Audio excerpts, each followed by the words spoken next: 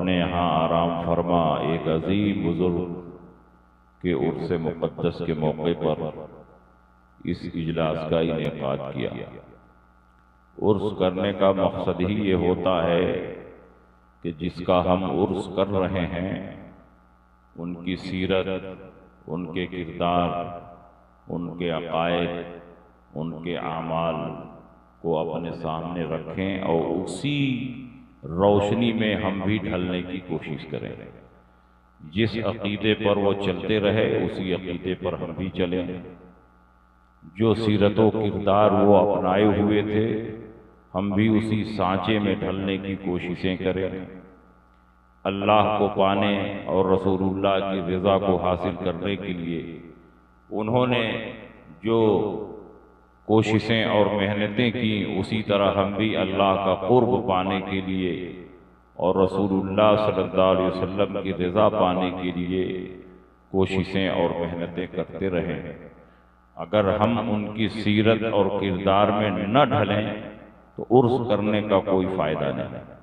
उर्स इसीलिए किया जाता है कि हम उनकी याद को ताज़ा करें और उन्होंने जो पैगाम और जो रास्ता हमें दिखाया है उसी रास्ते पर चलते रहें। अल्लाह का कोई भी वली अल्लाह को जोड़ने के लिए दुनिया में आता है और अल्लाह को जोड़ने का रास्ता नमाज है, रोज़ा है, हज है, ज़कात है, अल्लाह और रसूल की पैरवी है और उसकी फर्मा बरदारी है। और ये सारी चीज़ें मौकूफ़ है अक़ीदे की सेहत पर।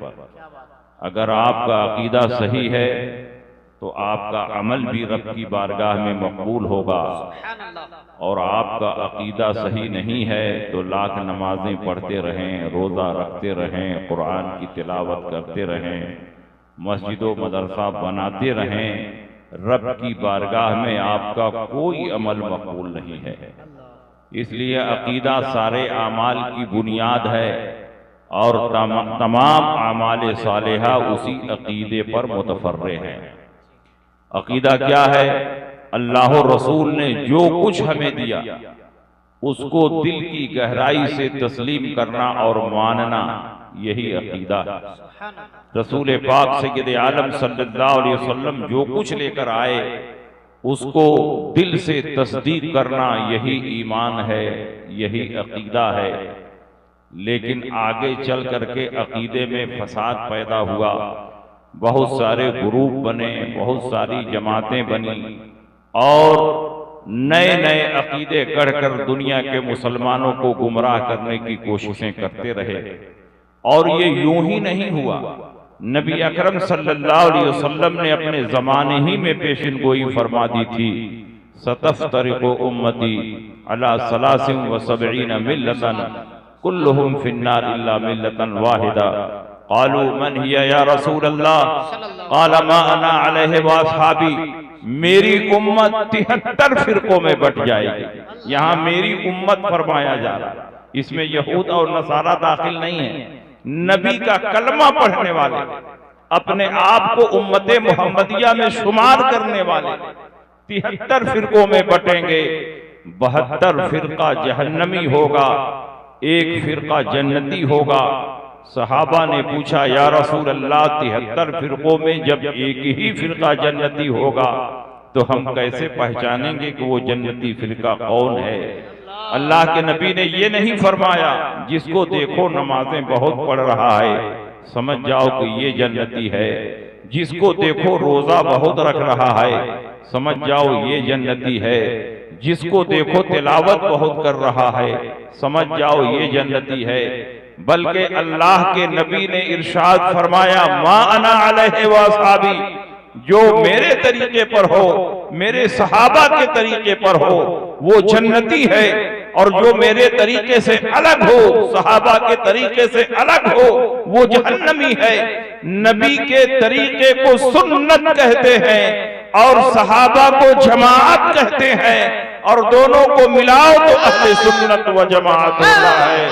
पता चला जो अहले सुन्नत व जमात के तरीके पर होगा वो जन्नती होगा, और जो अहले सुन्नत व जमात से अलग होगा वो जहन्नमी होगा। चाहे वो अपना नाम अहले कुरान रखे, चाहे वो अपना नाम अहले हदीस रखे, चाहे वो अपना नाम जमात इस्लामी रखे, चाहे वो अपना नाम अस्हाबुल अदल व तौहीद रखे। खूबसूरत टाइटल लगा लेने से कोई जमात हक पर नहीं हो सकती है। हक पर वही जमात होगी जो नबी की सुन्नत पर हो और सहाबा के तरीके पर। सुभान अल्लाह। नारे तकबीर, नारे रिसालत, मसलके आला हजरत, मुनाज़िरे अहले सुन्नत, शम्सुल उलमा। अब आप बताएं, नबी अकरम सल्लल्लाहु अलैहि वसल्लम ने दो चीजें क्यों बयान की? मेरी सुन्नत पर हो और सहाबा के तरीके पर हो। सहाबा का तरीका नबी की सुन्नत से अलग नहीं था। जो नबी की सुन्नत है वही सहाबा का तरीका है, जो नबी का रास्ता है वही सहाबा का रास्ता है, जो नबी का तरीका है वही सहाबा का तरीका है। सहाबा ने अलग से कोई तरीका इजाद नहीं किया, सहाबा ने अलग कोई रास्ता नहीं अपनाया, बल्कि नबी अकरम सल्लल्लाहु अलैहि वसल्लम के तरीके पर चलते रहे, नबी की सुन्नतों पर चलते रहे। तो नबी अकरम सल्लल्लाहु अलैहि वसल्लम दो बातें क्यों बयान फरमा रहे हैं?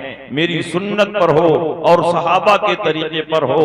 सिर्फ इतना फरमा देते जो मेरी सुन्नत पर हो वो जन्नती है, या ये फरमा देते जो कुरान पर अमल करे वो जन्नती है, या ये फरमा देते जो हदीस पर अमल करे वो जन्नती है।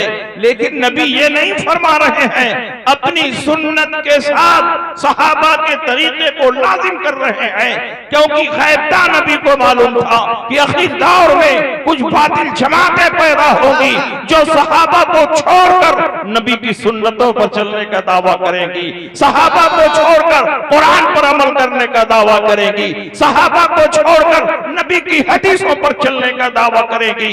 और जब सहाबा को छोड़ दिया जाए तो कुरान पर भी अमल नहीं हो सकता, हदीस रसूल पर भी अमल नहीं हो सकता, नबी की सुन्नतों को भी नहीं पहचाना जा सकता, क्योंकि नबी की सुन्नतों को पहचान दिलाने वाले सहाबे कराम है। कुरान की मुतादिद आयतों में तस्बीह पैदा करने वाले ये सहाबे कराम है। मुतादिद हदीसों में जब इख्तिलाफ हो तो तशरीह और तौज़ीह के जरिए हर हदीस को अपनी अपनी जगह पर मुंतबिक करने वाले ये सहाबे किराम हैं। जब तक सहाबा किसी हदीस की तशरीह न करें हम हदीस पर अमल नहीं कर सकते। जब तक सहाबा कुरान की आयतों की तफसीर न बयान करें हम कुरान की आयतों पर अमल न कर सकते। अल्लाह के नबी सय्यद आलम सल्लल्लाहु अलैहि वसल्लम ने अपनी सुन्नत के साथ सहाबा के तरीके को लाजिम किया कि जो सहाबा के रास्ते पर होगा वही सुन्नत के रास्ते पर है, वही कुरान के रास्ते पर है, वही हदीस के रास्ते पर है।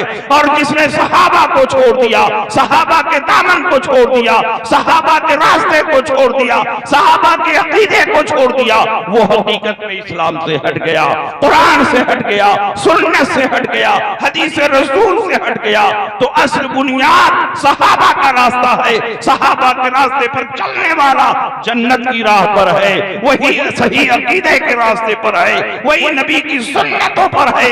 और जिसने सहाबा को छोड़ दिया उसने सबको छोड़ दिया। अब आप बताइए कौन सहाबी के रास्ते पर चल रहा है, कौन सहाबे कराम के रास्ते पर चल रहा है?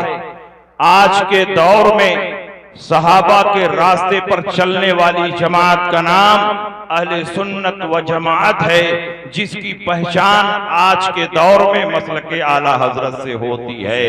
जो सहाबा के रास्ते पर चलने वाली जमात है वो कोई और नहीं, हम अहले सुन्नत हैं, हम ही ओरिजिनल अहले सुन्नत हैं, जिनकी पहचान आज के दौर में मसलके आला हजरत से होती है। सुभान अल्लाह, सुभान अल्लाह। आइए हम एक दो हदीसों के जरिए समझाते चले कि हम वाकई सहाबा के रास्ते पर। सहाबा नबी के गैब पर ईमान रखते थे, हम भी नबी के गैब पर ईमान रखते हैं। सहाबा नबी की शफाअत पर ईमान रखते थे, हम भी नबी की शफाअत पर ईमान रखते हैं। सहाबा नबी के वसीले से दुआएं मांगते थे, हम भी अकीदा तवस्सुल से जुड़े हुए हैं।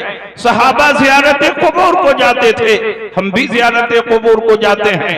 सहाबा इसाले सवाब करते थे, हम भी इसाले सवाब करते हैं। सहाबा दूरों नजदीक से या रसूल अल्लाह कहकर पुकारते थे, हम भी दूरों नजदीक से या रसूल अल्लाह कहकर पुकारते हैं। सहाबा नबी की ताज़ीम में खड़े होते थे, हम भी क़याम में ताज़ीमी करते हैं। जो सहाबा का अकीदा है वही हमारा अकीदा है, जो सहाबा का तरीका हमारा तरीका है। और नबी ने फरमा दिया है के रास्ते पर होगा वही जन्नती है, तो जन्नती कोई और नहीं। या रसूल माशाअल्लाह, सुभान अल्लाह। अब आप एक एक हदीस सुनिए, ज्यादा नहीं सुनाएंगे, एक एक हदीस सुनते चले जाइए।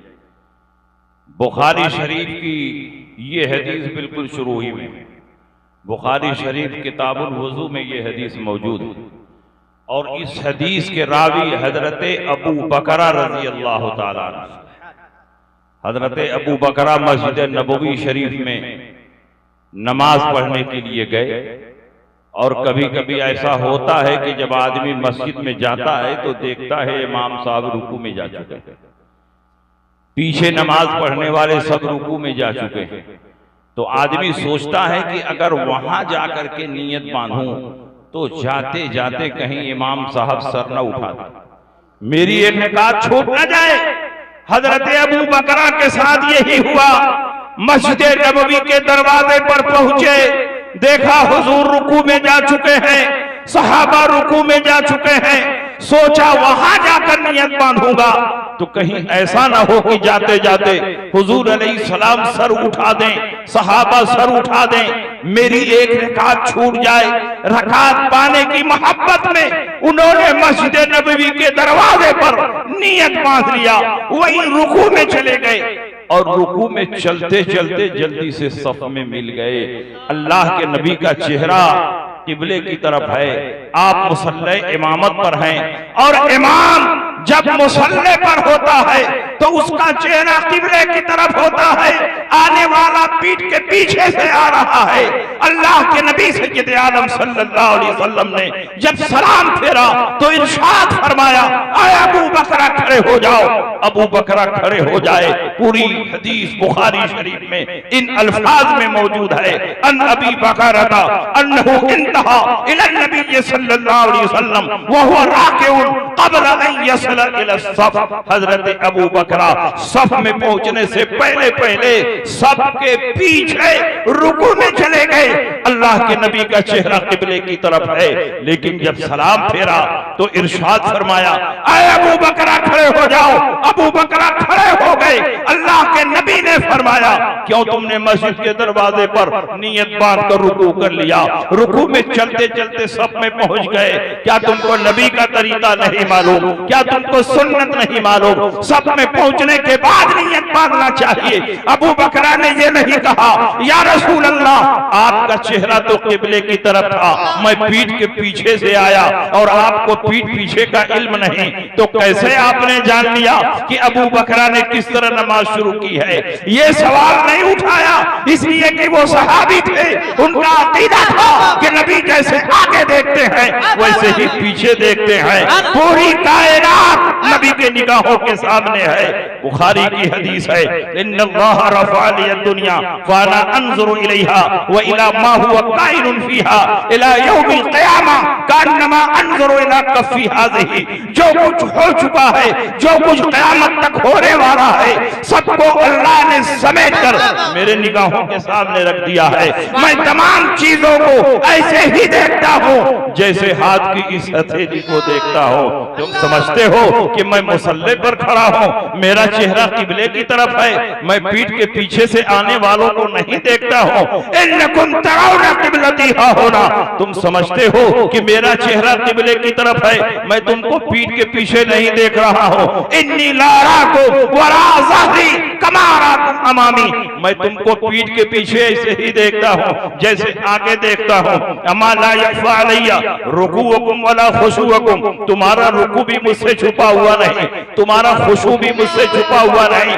मैं वो पैगंबर हूँ कि जब कब्रिस्तान से गुजरता हो, मुर्दों के हालात को देखता हो, किस पर अजाब हो रहा है, किसको सवार किया जा रहा है। मक्के में होता हो, मदीने के हालात को देखता हो, मदीने में होता हो, जंगे रूम का मुशाहिदा करता हो, मेंबर पर होता हो, क़यामत तक के अहवाल को सहाबा के सामने बयान करता हो, जमीन पर होता हो, अपने हौज़े कौसर को देखता हो। वल्लाहि इन्नी लारा हौज़ी अल-आन मिन मकामी हाज़ा, यहीं पर खड़े खड़े अपने हौज़े कौसर को देख रहा हो। और जब आसमान से गुजरता हो तो जमीन पर चलने वाले इंसानों के दिलों को देखता हो। आला हजरत फरमाते हैं, सरे अर्श पर है तेरी गुजर, दिले फर्श पर है तेरी नजर, मलकूत व मुल्क में कोई है नहीं वो जो तुझ पे आया नहीं।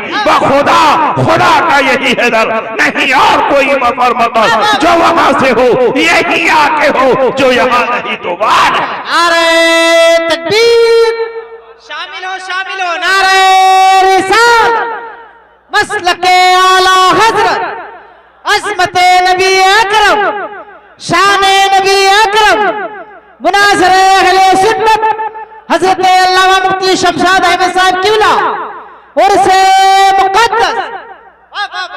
बात समझ में आ रही है? सहाबा का अकीदा समझ में आ रहा है? तो हम बरेलवियों का अकीदा कोई नया अकीदा नहीं, 1400 साल के बाद गढ़ा हुआ अकीदा नहीं, आला हजरत ने कोई गढ़ा हुआ मसलक नहीं आपके सामने पेश किया है, बल्कि जो सहाबा का मसलक है वही आला हजरत का मसलक है, जो ताबईन का मसलक है वही आला हजरत का मसलक है, जो किताबों सुन्नत से साबित है वही आला हजरत का मसलक है। किसी भी मसले में आला हजरत इमाम अहमद रजा ने सहाबा और ताबईन की मुखालफत नहीं की, जो कुछ लिखा किताबों सुन्नत की रोशनी में लिखा। इसलिए ये कहना गलत नहीं है, 100% सही है कि मसलक आला हजरत सहाबा के मसलक का नाम है, मसलक आला हजरत ताबईन के मसलक का नाम है, मसलक आला हजरत गौसो ख्वाजा के मसलक का नाम है, मसलक आला हजरत औलियाए कामिलीन के मसलक का नाम है। मसलक आला हजरत कोई नया मसलक नहीं, बल्कि सहाबा और ताबईन के मसलक का नाम मसलक आला हजरत। जिंदाबाद। और सुनिए, इल्म गैब पर हदीसें सुनाए तो बहुत हदीसें हैं। हमारा अकीदा ये भी है कि अल्लाह के नबी के वसीले से जो दुआ मांगी जाए वो रब की बारगाह में जल्दी कबूल हो जाए। अल्लाह ताला किसी की दुआ कबूल करने का मोहताज नहीं, वो चाहे तो डायरेक्ट अता फरमा दे, वो किसी का मोहताज नहीं। अल्लाह ताला चाहे तो आसमान से आपको औलाद टपका कर दे दे, मगर औलाद देने का भी एक रास्ता उसने बनाया है, माँ बाप के वसीले से बच्चा मिलता है। नबी के वसीले से जो दुआ मांगी जाती है रब की बारगाह में कबूल होती है। इसीलिए बड़े बड़े इमाम, बड़े बड़े मशाइख, यहाँ तक के सहाबा और ताबईन जब रब की बारगाह में दुआ करते थे तो नबी के वसीले से दुआ करते थे। क्या उनको शिर्क और कुफ्र का मफहूम नहीं मालूम था? सहाबा तो शिर्क से निकल कर इस्लाम में आए थे, उनसे अच्छा न कोई शिर्क समझ सकता है, न कोई तौहीद समझ सकता है। मगर सहाबा कराम ने जब भी अपनी जरूरतें नबी की बारगाह में पेश की हैं तो नबी को सिफारिशी बनाकर अल्लाह की बारगाह में अपनी जरूरतों को पेश किया है। जो दुआएं मांगी हैं नबी को वसीला बनाकर दुआएं मांगी है। उन्हीं वसीला वाली हदीसों में से एक हदीस सुनिए, तिरमिजी शरीफ अबवाब दावात की ये हदीस है।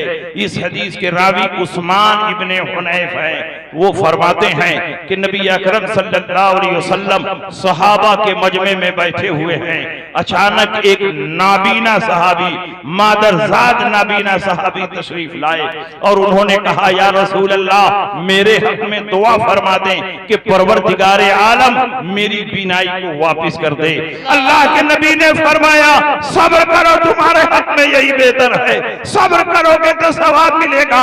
सहाबी रसूल ने ज़बाने हाल से कहा, या रसूल अल्लाह, जब आपका दामन पकड़ लिया है तो सवाब की क्या कमी है, जब आपका कलमा पढ़ लिया है तो सवाब की क्या कमी है, जब आपकी गुलामी का पट्टा अपने गले में डाल चुका हो तो सवाब की क्या कमी है। लेकिन मेरी तमन्ना है कि मेरी आंख रोशन हो जाए ताकि आपके जमाले जहां आरा का दीदार कर सकूं, आपके रूहे अनवर को देख सकूं। अल्लाह के नबी की बारगाह में कमी किस बात की है। हाथ जिस्म तो गनी कर दिया, मौके पहरे सखावत पे लाखों सलाम। अल्लाह के नबी ने फरमाया, जाओ मस्जिद के कोने में खड़े हो जाओ और 2 रकात नमाज पढ़ो, नमाज के बाद मेरे वसीले से इस तरह दुआ मांगो, अल्लाहुम्मा इन्नी अस्अलुका व अतवज्जहु इलैका बिनबिय्यिका मुहम्मदिन नबिय्यिर रहमा इन्नी तवज्जहतु बिका इला रब्बी फी हाजती हाज़िही लितुक़ज़ा ली अल्लाहुम्मा फशफ़िउ फिया। ऐ अल्लाह, मैं तुझसे मांगता हूँ, तेरी तरफ मुतवज्जह हो, उस नबी के वसीले से जिनको नबी रहमत बनाकर तूने दुनिया में मबूस फरमाया है। ऐ मेरे परवरदिगार, नबी ने मेरे बारे में जो दुआ की है, जो सिफारिश की है, ऐ मेरे परवरदिगार कबूल फरमा ले। मैं आपसे पूछना चाहता हूँ, नबी के वसीले से दुआ मांगना शिर्क होता तो नबी ऐसी दुआ की तालीम न देते। नबी के वसीले से दुआ मांगना शिर्क होता, कोई सहाबी नबी के वसीले से दुआ ना मांगता। नबी के वसीले से दुआ करना शिर्क होता तो ऐसी शिरकिया दुआ को परवरदिगार आलम कभी कबूल न फरमाता। लेकिन सहाबा नबी के वसीले से दुआ मांग रहे हैं, ये तालीम खुद नबी दे रहे हैं, परवरदिगार आलम दुआ कबूल कर रहा है। हदीस के रावी फरमाते हैं, जैसे ही नबी के वसीले से उन्होंने दुआ की, फौरन उनकी आंख रोशन हो गई, उनकी आंखों में बीनाई आफिज आ गई। गए थे तो नाबीना थे, वापिस आ रहे हैं तो बीनाई लेकर आ रहे हैं। आप जरा अंदाजा लगाओ, अल्लाह के नबी सय्यद आलम सल्लल्लाहु अलैहि वसल्लम को वसीला बनाने में कितनी बरकतें हैं, कितने हमारे फवाइद हैं। डायरेक्ट हम मांगेंगे, पता नहीं अल्लाह हमारी ज़बान को कबूल करे या न कबूल करे, लेकिन उस जात को हमने वसीला बना दिया है जो जात रब की बारगाह में मकबूल है। ला व रब्बिल अर्श, जिसको जो मिला उनसे मिला, पति है कौनैन में नेमत रसूलुल्लाह की। जैसे ही नबी के वसीले से दुआ मांग रहे हैं, उनकी आंखें रोशन हो जाती हैं। पता चला सहाबे किराम का भी ये अकीदा था कि नबी के वसीले से दुआ मांगी जाए तो रब की बारगाह में कबूल होती है। अकीदा तवस्सुल में हम अलग नहीं हैं, सहाबा के साथ हैं। अकीदा इल्म गैब पे हम अलग नहीं हैं, सहाबा के साथ में हैं। और अकीदा शफाअत में भी हम अलग नहीं हैं, बल्कि सहाबा के साथ। सुभान अल्लाह, सुभान अल्लाह। नारे तकबीर, नारे रिसालत, मसलके आला हज़रत। हमारा ये अकीदा है कि दुनिया में नबी जिसकी शफाअत कर दे जन्नत वाजिब हो जाए, आखिरत में नबी जिसकी शफाअत कर दे जन्नत वाजिब हो जाए। ऐसा नहीं कि नबी को दुनिया में शफाअत का इख्तियार नहीं, और ऐसा भी नहीं कि आखिरत में नबी को सिर्फ उनके बारे में शफाअत का इख्तियार है जिनके बारे में इजाजत मिल जाए। नबी अपनी मर्जी से किसी को जन्नत में नहीं भेज सकते। हमारा तो ये अकीदा है, दुनिया में जिसकी शफाअत कर दें उसके लिए जन्नत है, आखिरत में जिसकी शफाअत कर दें उसके लिए जन्नत है। लेकिन एक फिरका कहता है दुनिया में तो बिल्कुल शफाअत नहीं कर सकते, उनको शफाअत का कोई पावर और इख्तियार ही नहीं है, और आखिरत में सिर्फ उनकी सिफारिश कर सकते हैं जिनके बारे में अल्लाह उनको शफाअत की इजाजत देगा। हम कहते हैं, हदीसें बताती हैं, कुरान की आयतें बता रही हैं कि नबी को शफाअत बिल मोहब्बत भी हासिल है, नबी को शफाअत बिल इज़्न भी हासिल है, नबी को शफाअत बिल वजाहत भी हासिल है। शफाअत की जितनी अक़साम है सब प्यारे मुस्तफा मुस्तफा को हासिल हैं, जिनके बारे में इजाजत मिल गई उनकी भी शफाअत करके जन्नत में दाखिल करेंगे, और जिनके बारे में इजाजत नहीं मिली एक एक को चुन चुन कर जहन्नम से निकालेंगे और जन्नत में दाखिल कर देंगे। वाह वाह वाह, सुभान अल्लाह। बुखारी शरीफ की ये हदीस है, मुस्लिम शरीफ की ये हदीस है। अल्लाह के नबी मेराज पर तशरीफ ले गए, अल्लाह ने नबी को शफाअत का दूल्हा बनाया, आपके सर पर शफाअत का ताज रखा, मनसबे शफाअत आपको अता फरमाया, शफाअत कुबरा का मनसब आपको दिया गया। नबी ने दुनिया में आकर ऐलान फरमाया, मेरी उम्मत के 70,000 अफराद बगैर हिसाब व किताब के जन्नत में जाएंगे। इनका न कोई हिसाब होगा न किताब, न इनके आमाल मीज़ाने अदल पर तौले जाएंगे, बल्कि बगैर हिसाब व किताब के ये जन्नत में दाखिल हो जाएंगे। अल्लाह के नबी ने यह हदीस इरशाद फरमाई, मेरी उम्मत के 70,000 अफराद वो खुशनसीब हैं कि परवरदिगार आलम उनका कोई हिसाब व किताब न फरमाएगा, बगैर हिसाब व किताब के वो जन्नत में दाखिल हो जाएंगे। उनका चेहरा 14वीं रात के चांद की तरह चमक रहा होगा, वजूहुहुम कल क़मरि लैलतल बद्र, और ये बारी बारी जन्नत में नहीं दाखिल होंगे, कतार लगा के जन्नत में नहीं दाखिल होंगे, लाइन लगा कर जन्नत में नहीं दाखिल होंगे, ला यदखुलु अव्वलुहुम हत्ता यदखुलु आखिरहुम, बल्कि सब के सब एक साथ कदम उठाएंगे और जन्नत में दाखिल हो जाएंगे। आप जरा अंदाजा लगाओ नबी की निगाह कितनी ऊंची है, नबी कितना देखते हैं, दीवार के पीछे भी देख रहे हैं, आखिरत को भी देख रहे हैं, जन्नत को भी देख रहे हैं, जहन्नम को भी देख रहे हैं, जन्नत में जाने वालों को भी देख रहे हैं, बिला हिसाबो किताब जाने वालों का चेहरा पहचान रहे हैं, दाखिले का क्या अंजाम होगा और क्या अंदाज होगा वो भी नबी देख रहे हैं। अल्लाह के नबी ने ये हदीस इरशाद फरमाई। हजरत उक्काशा इब्ने मैसन असदी खड़े हुए और उन्होंने कहा बड़ा अच्छा मौका है, दरियाए करम जोश मार रहा है, नबी शफाअत का मुज्दा दे रहे हैं, क्यों न उन्हीं 70,000 में मैं भी अपना नाम शामिल करा लूं। अगर सहाबा का ये अकीदा होता कि नबी दुनिया में शफाअत नहीं कर सकते, नबी दुनिया में रहकर किसी को जन्नत में दाखिल नहीं कर सकते, तो वो कभी नबी की बारगाह में अपना अरीजा न पेश करते। सहाबी रसूल उक्काशा इब्ने मैसन असदी खड़े हुए और उन्होंने कहा उदुल्लाह अय्यजअलनी मिनहुम या रसूल अल्लाह, ऐ अल्लाह के रसूल मेरे लिए भी दुआ फरमा दें कि अल्लाह उन 70,000 में मेरा भी नाम शामिल कर दे। वो जानते हैं कि 70,000 का कोटा अगरचे अल्लाह ने मुकर्रर फरमाया है, लेकिन 70,000 में कौन दाखिल होगा कौन खारिज होगा, सिलेक्शन का इख्तियार प्यारे मुस्तफा को दिया गया है। मुस्तफा जिसे चाहेंगे वो 70,000 में दाखिल होगा, और जिसे नहीं चाहेंगे लाख नमाजें पढ़े, रोजा रखे, कुरान की तिलावत करे, नबी की शफाअत का मुस्तहिक नहीं होगा। अकीदा कितना मजबूत है, और जब मजबूत अकीदे के साथ आदमी मांगता है तो उसको मिलता भी है, और कमजोर अकीदे के साथ मांगता है तो नहीं मिलता है। अल्लाह के नबी ने इरशाद फरमाया, देर किस बात की है, तुम्हारी दुआ कबूल की गई, तुम्हारी गुजारिश कबूल की गई। अंता मिनहुम, जाओ उन 70,000 में तुम्हारा भी नाम शामिल कर दिया। इसका मतलब ये हुआ कि नबी अकरम सल्लल्लाहु अलैहि वसल्लम को परवरदिगार आलम ने ये पावर और इख्तियार दिया है कि जिसको चाहे आप 70,000 में दाखिल कर दें और जिसको चाहे खारिज कर दें। उसी को आला हजरत इमाम अहमद रज़ा फजल बरेलवी इरशाद फरमाते हैं, आज ले उनकी पनाह, आज मदद मांगने से फिर न मानेंगे क़यामत में अगर मानेंगे। नारे तकबीर, नारे रिसालत, इख्तियारात मुस्तफा। अच्छा ये बताइए कि सहाबा में 10 सहाबा को अशरे मुबशरा कहते हैं कि नहीं कहते? वो 10 जिनको जन्नत का मुद्दा मिला, ये कौन से सहाबा हैं? उनमें चारों खुलफाए राशिदीन, हजरत तलहा है, हजरत जुबैर है, साद है, सईद है। मैं आपसे पूछना चाहता कि अल्लाह के नबी ने इनको जन्नत की बशारत आखिरत में दी कि दुनिया में दी? इसी मदीना में दी।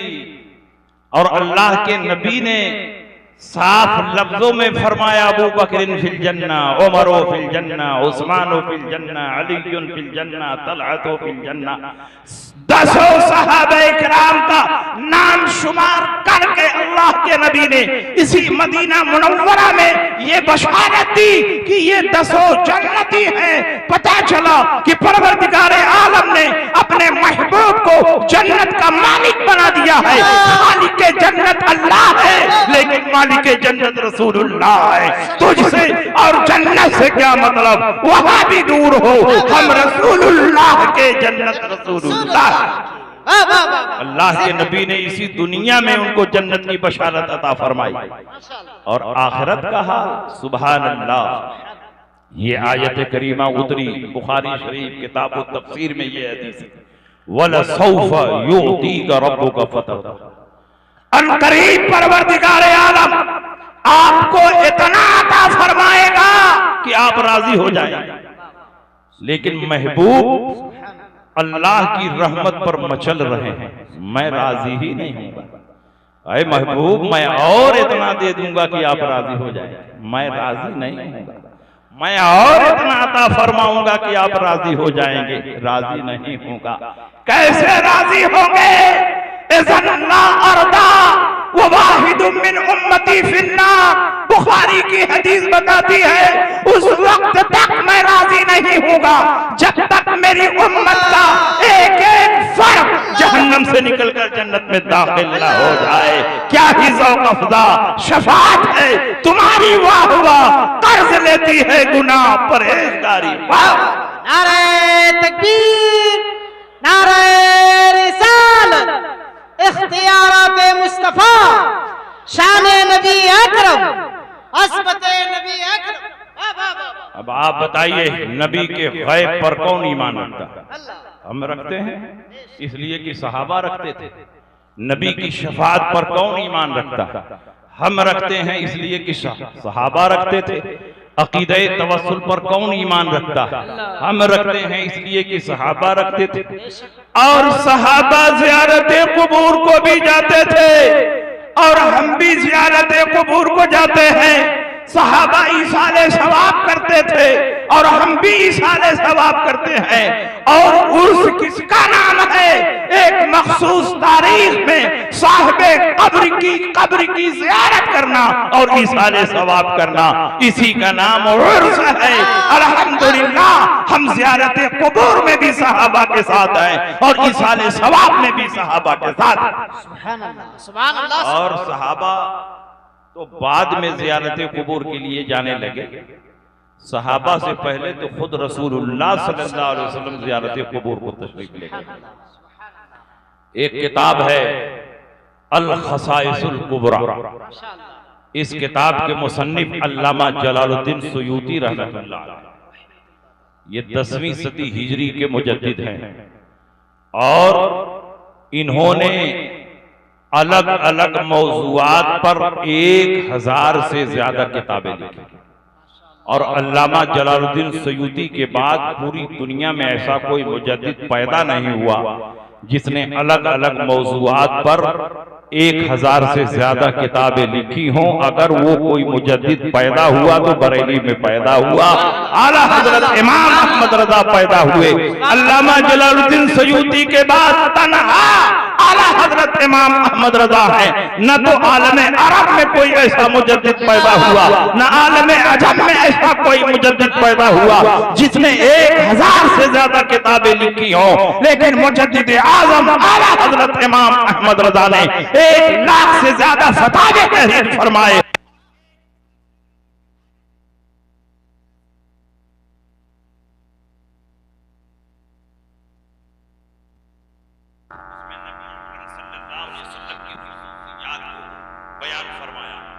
उसी में एक रिवायत नकल फरमाई है कि आक़ाए कायनात सय्यद आलम सल्लल्लाहु तआला अलैहि वसल्लम सहाबा की फौज के साथ मकाम अबवा के पास से गुजरे। मकाम अबवा कौन सी जगह है? मक्का और मदीना के दरमियान एक पहाड़ी इलाका जिसको मकाम अबवा कहते हैं, और नबी की वालिदा मोहतरमा वहीं पर मदफून मकाम अबवा। और जब अल्लाह के नबी सय्यद आलम सल्लल्लाहु अलैहि वसल्लम माँ के पेट में थे तो वालिद साहब का इंतकाल, हजरत अब्दुल्ला का इंतकाल हो गया, मदीना मुनव्वरा में इंतकाल हुआ और वहीं पर मदफून।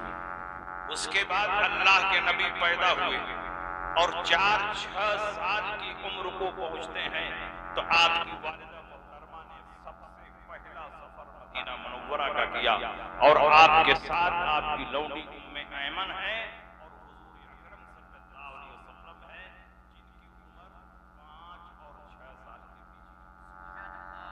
2 माह मदीना मुनव्वरा में रहने के बाद अल्लाह के नबी सय्यद आलम सल्लल्लाहु अलैहि वसल्लम अपनी वालिदा मोहतरमा के साथ लौंडी उम्मे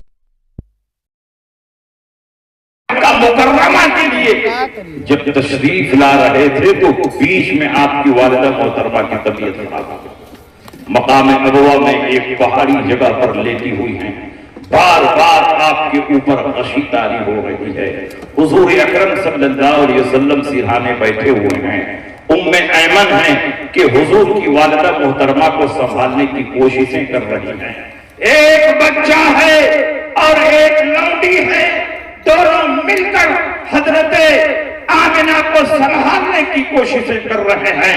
बार बार आप पर बेहोशी तारी हो रही है, लेकिन जब होश में आ रही हैं तो टकटकी बांध कर अपने बेटे के चेहरे को देख रही हैं।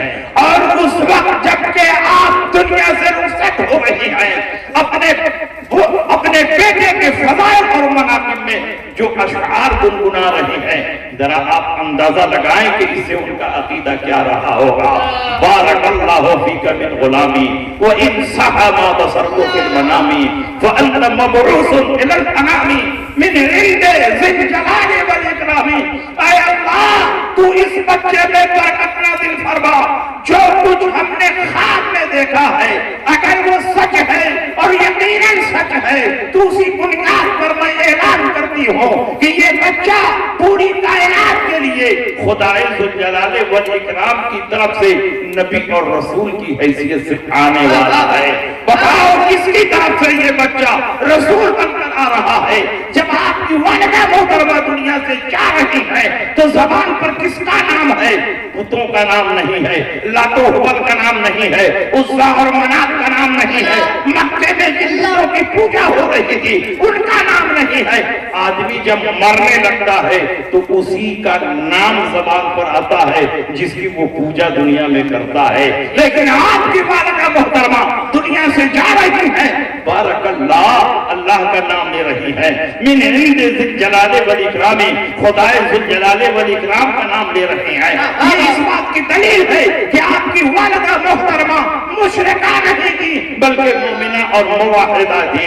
आपकी तौहीद पर इससे बढ़कर क्या दलील है कि दुनिया से रुखसत हो रही है, रूह निकलने वाली है, लेकिन आप अल्लाह का नाम ले रहे हैं, खुदाए ज़ुल जलाले वल इकराम का नाम। और अल्लाह यार जिंदा जिंदाबाद जिंदाबाद। और जब आपका विसाल हो गया तो किस तरह मकाम अबवा में उनकी तदफीन हुई होगी, तारीख की किताबों में इसकी कोई तफसील नहीं।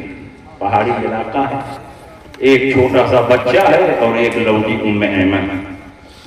किस तरह उन्होंने तदफीन की होगी? बहरहाल तदफीन हुई और उम्मे ऐमन के साथ हुजूर अकरम सल्लल्लाहु अलैहि वसल्लम मक्का मुकर्रमा तशरीफ लाए और अपने दादा अब्दुल मुत्तलिब की परवरिश में चले। ऐलान नबूवत के बाद अल्लाह के नबी सय्यद आलम सल्लल्लाहु अलैहि वसल्लम सहाबा की फौज के साथ उसी मकाम अबवा के पास से गुजर रहे हैं और बचपन का सारा मंजर निगाहों के सामने रक्स करने लगता है। माँ का चेहरा है निगाहों के सामने, बार बार माँ पर गशी तारी हो रही है। जब होश में आती हैं तो बेटे के चेहरे को देखती हैं और अरबी में अशआर गुनगुनाती हैं। हुजूर अकरम सल्लल्लाहु अलैहि वसल्लम के पांव जमीन पर ठहर गए, अब आगे नहीं बढ़ रहे हैं, माँ की मोहब्बत आपके पाँव की जंजीर बन जा रही है। हुजूर अकरम के दिल में माँ का चेहरा आ जा रहा है, माँ का तसव्वुर आ रहा है। अल्लाह के नबी के दिल में चाहत पैदा हुई कि माँ की कब्र पर हाजिरी दी जाए। वो कौन बेटा होगा जो माँ की कब्र के पास से गुजर रहा हो और उसके दिल में ये ख्याल ना पैदा हो कि माँ की कब्र पर हाजिरी दी जाए। नबी के दिल में ये शौक पैदा हुआ, नबी के दिल में ये चाहत पैदा हुई कि माँ की कब्र पर हाजिरी दी जाए। और जो नबी की चाहत होती है वही रब की मशीयत होती है। खुदा की रजा चाहते हैं दो आलम, खुदा चाहता है रज़ाए मोहम्मद। जिब्रील अमीन बारगाहे मुस्तफा में नाजिल हो गए, कहा या रसूल अल्लाह, आपकी ख्वाहिश है कि माँ की कब्र पर हाजिरी दी जाए, आपके दिल की चाहत है कि माँ की कब्र पर तशरीफ ले जाया जाए, तो रब की बारगाह से आपको इजाजत मिल चुकी है, आप तशरीफ ले जाएं। और सिर्फ तशरीफ ना ले जाएं बल्कि मैं आपको लेकर आपकी वालिदा मोहतरमा की कब्र पर पहुंचाता हूं। अल्लाह के नबी सय्यद आलम सल्लल्लाहु अलैहि वसल्लम को लेकर जिब्रील अमीन चले, वालिदा मोहतरमा की कब्र के पास पहुंचाया और जिब्रील अमीन सिदरतुल मुंतहा के लिए रुखसत हो गए।